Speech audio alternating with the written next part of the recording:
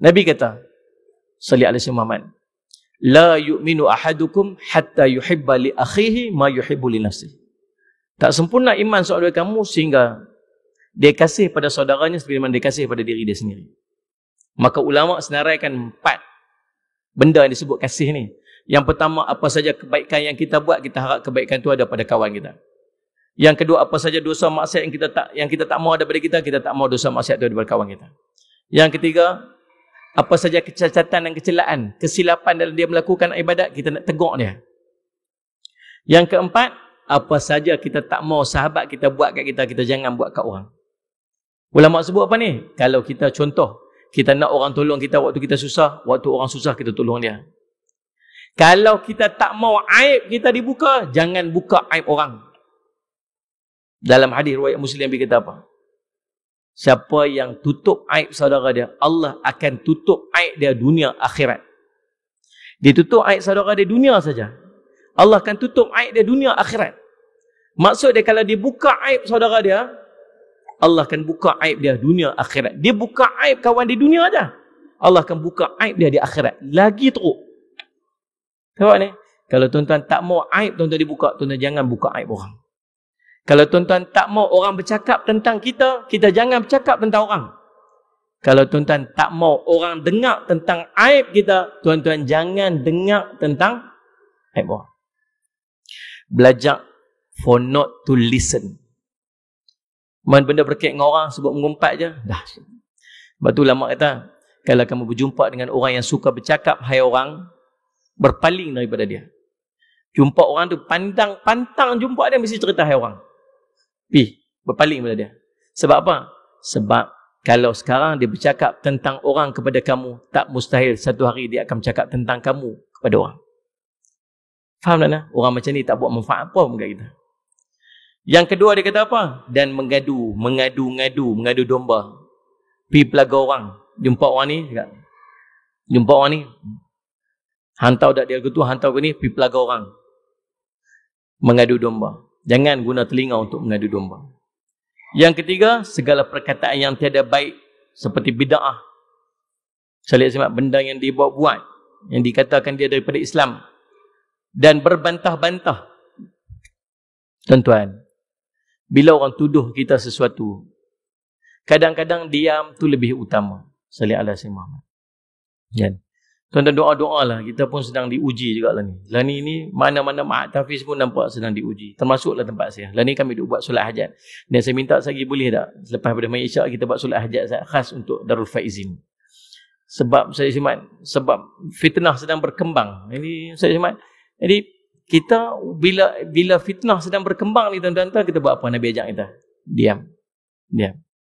Siapa Allah akan membina istana di tengah syurga kepada orang yang mengelak daripada berbalah walaupun dia betul. Dia betul. Orang cakap tu salah. Tak payah bantah, duduk diam sudah. Maka Allah akan bina satu istana di tengah syurga. Pasal apa Allah nak bagi hebat sangat? Pasal susah nak buat. Kalau kita dengar orang cakap kat kita, hantar tak dia tu buat apa, dia tu buat apa, kita tahu yang dia cakap tu kita tak buat.